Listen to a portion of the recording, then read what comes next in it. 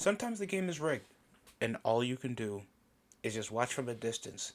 When the foundation built within just timing, construction, and smart moves gets ripped from under you, and all you can do is just witness all that go down, all because of big pieces in play.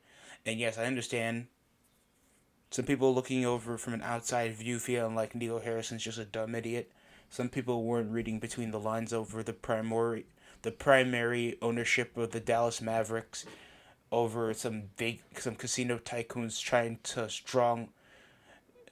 to stronghold some gambling rights over the state of Texas and tax the state, ruin the foundation of the Dallas Mavericks, forcing them to trade one of their best players that led them to an NBA championship for a win now structural team trying to make a primary figure, a lottery pick over the first overall over Cooper Flag. You know what? I'm not even going to reach. I'm not even going to reach. Anthony Davis and Kyrie are already injured. So they have to work with a 32-year-old D'Angelo Russell, a washed Klay Thompson, Max Christie, PJ Washington, and Daniel Gafford, Jalen Hardy, and thanks Anthony Davis is injured. You know who plays more minutes? You know who gets more on court plus minus? It's going to be Dwight Powell, the longest serving Maverick somehow that has still the same production as Killian Hayes, and he's not even in the league anymore. Dwight Powell's a fucking Canadian international, and he plays less impactful than certain NBA busts that play in Europe right now,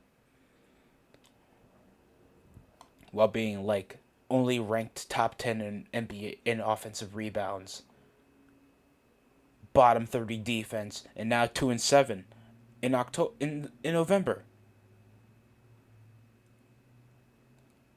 And all you can thank is Nico Harrison because defense wins championships.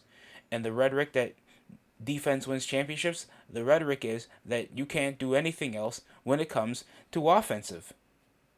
And all we can point out is you guys being a bottom 30 team in points. And only allowing top 8 in points against. Ranking 30th in offensive rebounds. And true shooting. Your shooting splits has been terrible this season. Klay Thompson has had 10, 12, 5, 8, 10, 12 rotationary minutes, and he's still a shooting guard, and then he complains over to the media that he doesn't get minutes. An NBA champion showing frustration why he's playing like ass, and then he's going to get less around the pecking order. Give that to Jalen Hardy. And stop playing Cooper Flag in the point guard position. It's ridiculous. It's really sad when you thought like Kyrie Irving, Daniel Gafford, Derek Lively that had gotten taller, get productive, one of the best young fives in the NBA.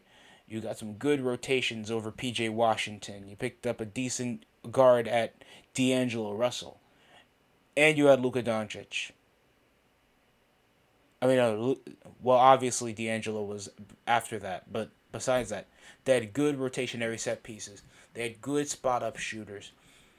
They had good aggressive forwards that can press around the floor and be either lob threats, out of Derrick Jones Jr.,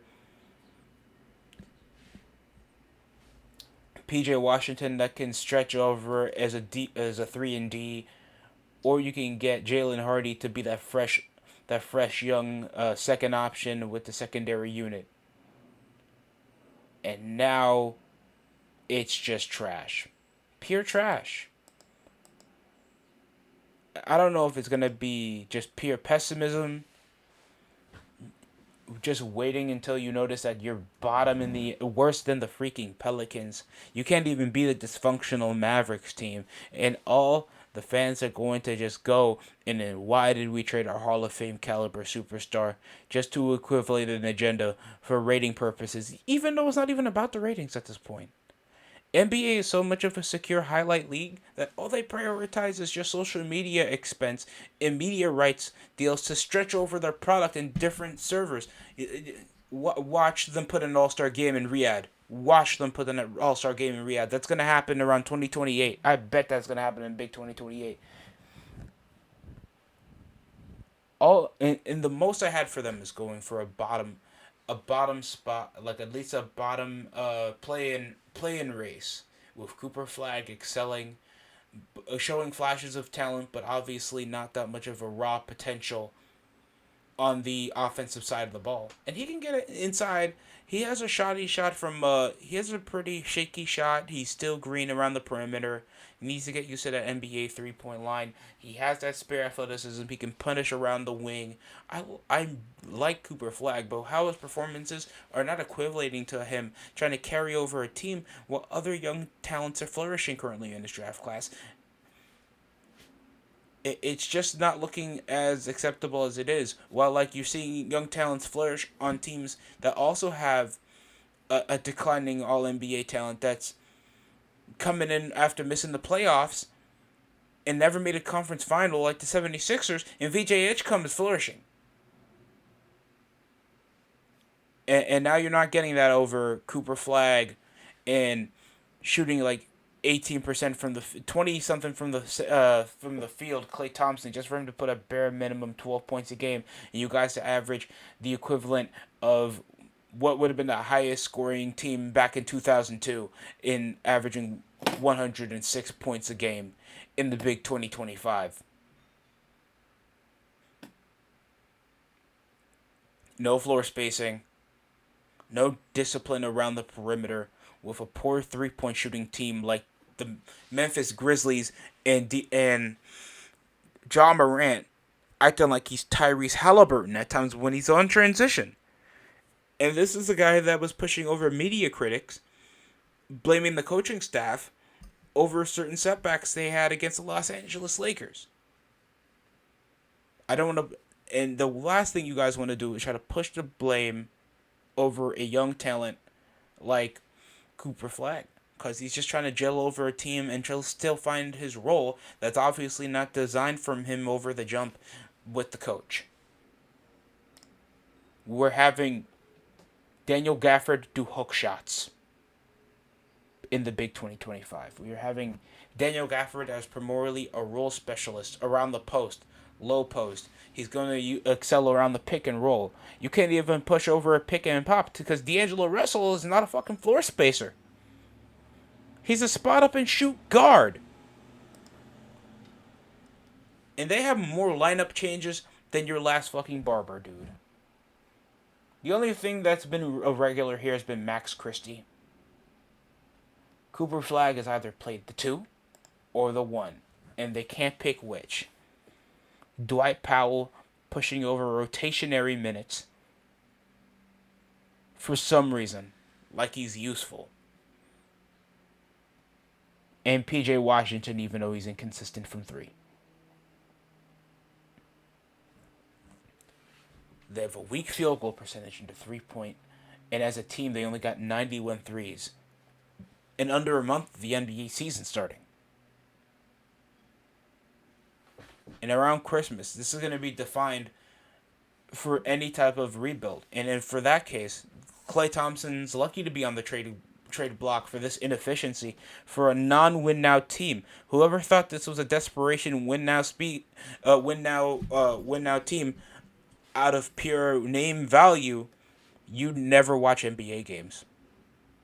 You're like the same people that probably think that the Clippers were just another washed player away after getting Russell Westbrook, James Harden, and Kawhi Leonard and Paul George to be on the same rotation just to get a 6-game beating by just Luka Doncic and Kyrie Irving in the first round.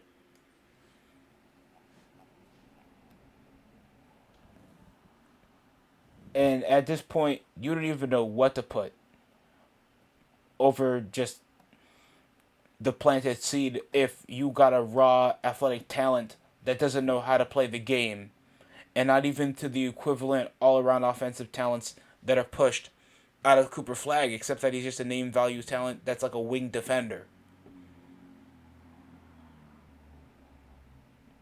Oh, but defenses win championships. When was it just? When were you ever like a bottom 15 offense in the NBA and a top 3 defense in the NBA, making it to an NBA championship team? Even the Detroit Pistons probably at least ranked 5th or 8th in offensive production, especially around the early to mid 2000s, back when it was predominantly more low scoring, tempo and physically like dominant for the NBA back in the day. You can't say that about the Big Three Heat. You can't say that about the Golden State Warriors, where yes, they were well equipped with their style of make it rain three pointers by Curry and Klay Thompson. But Klay Thompson was one of the best wing defenders and 3 and D guards in the NBA, while having a floor general that can space out the floor and also play like a point forward out of Draymond Green. They can switch over with Gary Payton Jr. Kevon Looney can stretch over when they had Zaza Pachulia playing anchor, trying to foul the shit out of the top players. That's not just offensive. Primarily, that's over just to Curry and Kevin Durant. Most of the time, teams will absolutely hemorrhage you. Not only a high-scoring offensive team out of the Oklahoma City Thunder, they will make you look like you don't know what you're doing on offense. And the Indiana Pacers, that's shown to be predominantly more defensively swinging, and they can still move the ball over transition and let a team and score like 130 when Halliburton was on the lineup. So saying that you need defenses to win championship, it's the most backhanded, simple-minded thing ever when it comes over to Luka Doncic's game that I just don't understand. Why over that backhanded quote when predominant scorers on certain NBA teams never push over defensive effort. Well, no, name me a defensive highlight that Paul Pierce had. And he was a top scorer on the Celtics for years. Tell me, I'm being serious. You could barely name around at least top 4 players in the past 15 years that were defensive All NBA, first team or second team in the NBA. And possibly you're not going to see Kobe Bryant's fucking name on it. Like, I don't understand. But it's cool. It's all part of the game. All part of the plan. Right, Nico Harrison? You scapegoating, you cheat bitch. If this happened with if we got Giannis Antetokounmpo in some miraculous fleece trade like they did over with DeAndre Hopkins when he went over to the Arizona Cardinals after his time with the Texans was done, there'd be a riot. I'm just saying. But that's just my opinion. I feel bad for the Mavericks fans, man. Because you guys coming around touching glory, coming this close but getting outplayed by the Celtics. And then it's like, oh, we're going to just pick it up. Then somehow Luka Doncic's a deadline trade for just miraculous politics. And all people equate to was just Luka Doncic's conditioning. When we've had out-of-shape players, not well athletic players, or players known for having an equipped build and still put up all NBA segments. If that's the case, Shaq would never be Celtic Shaq. He would still be an MVP caliber player. Steve Nash, that's never been shown to be a premier athlete, wouldn't be a two-time MVP while having one of the highest scoring, high-octane offenses in the NBA back in the 2000s over the D'Antoni offense. Make your point and stick with it. Just say that this shit's rigged, and this is unfair to the Mavericks fans that are paying their hard-earned money to see absolute mediocrity, to bounce over the next decade, or around the remainder of the decade, knowing that, hey, this is kind of ass. And then you're gonna see Celtics fans ask questions, Mavericks fans ask questions, and then they'll probably be like the Oakland Athletics, because I think that was the predominant plan if they did go with trading away Luka Doncic for damaged goods like Anthony Davis and Max Christie, and the only thing Max Christie gets is more minutes. That's it for me over in the DSC show. Like, comment, subscribe for more. Tell me how you guys feel about what's going on currently in the NBA season. I am liking certain teams, and some certain teams are starting off the season slow, and I feel like that's gonna be the course of a lot of overreaction because certain NBA teams aren't playing over up to standard, and that could be because of rotationary depth, play style, or just injuries. And you can point that over to the 10th seeded Orlando Magic, even though after getting Desmond Bain, I'm sure people had them as a top 5th seed right now in the NBA, or an overreaction that the Los Angeles Lakers are 7th, that are second in the seed, and you still think they're going to be NBA finalists against way better teams than them. Or Wembanyama's probably going to win it, trying to take over the league. That'd be crazy if it does happen though, because Wembanyama's been killing it. Or the Golden State Warriors to start off the season undefeated over the first 5 games and just go 5-5, sub 500. Now they're playing for play-in for probably the remainder of the holidays. That's it for me over in the DSC show. I hope you guys enjoyed the video. I hope you guys have a great weekend. That's it for me.